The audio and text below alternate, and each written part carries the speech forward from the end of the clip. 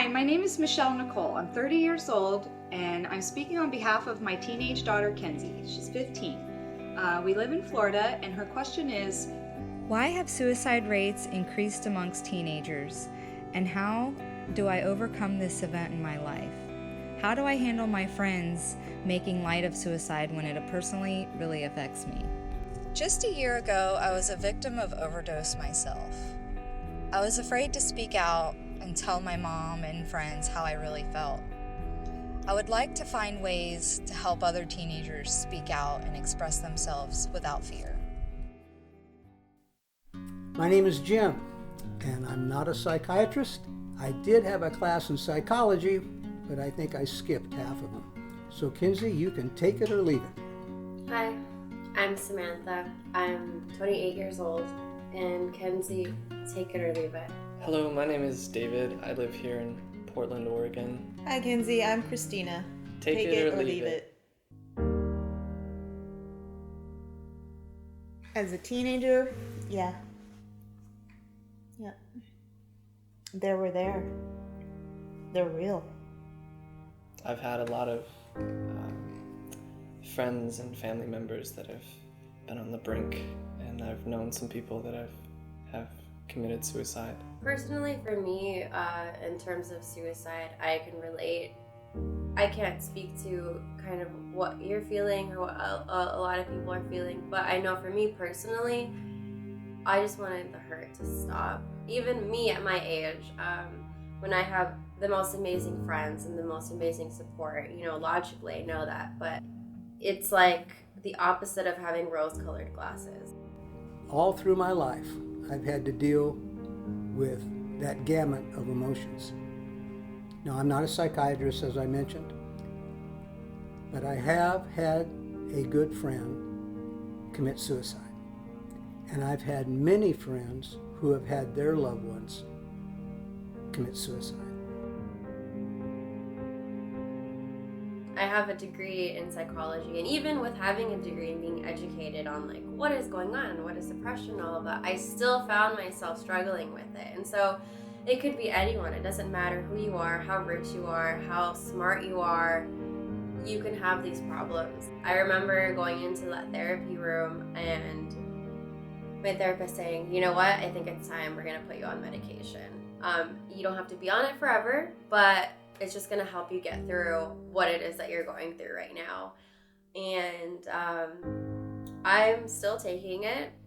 I am doing so much better than I've ever been in my life on a mental health level. It's just this ideology that everyone is so quick to just prescribe, and there's the pharmaceutical company that's out to get your money and all that. Which I'm sure, yes, is true.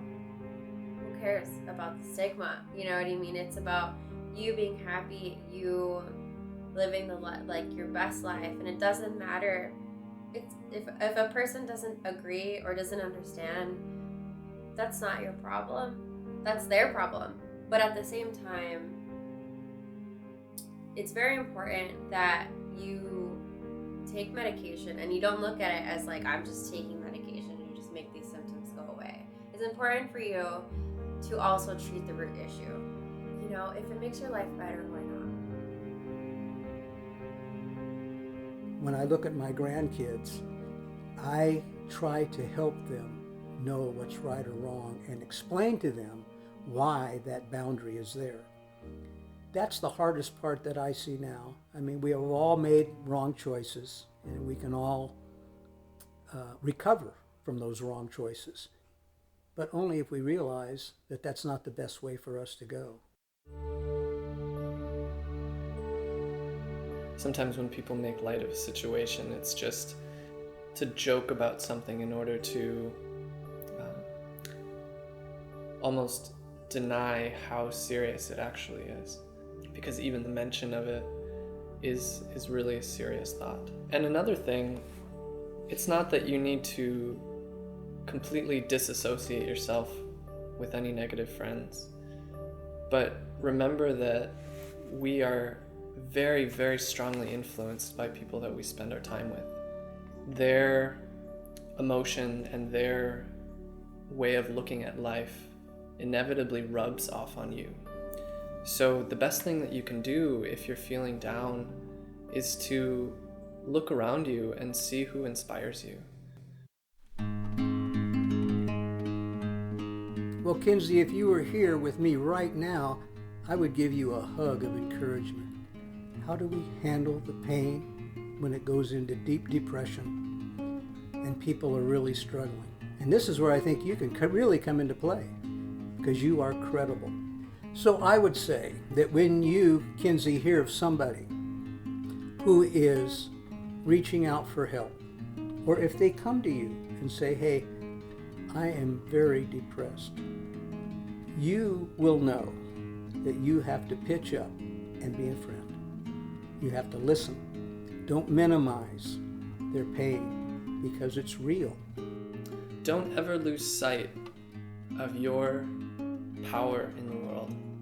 Knowing that you're not alone, reaching out to your friends, and the good friends, you know, not just people that, some people try, you know, but it's like reaching out to the people that actually can help. And a lot of times too, that those are your parents, and they may not be your parents. Those might be a teacher. Think of just those people that you know that have your best interests and that tell you what you need to hear, not what you want to hear. Just listen to the advice of your elders. Hey, advice is free, and some of it's very, very good.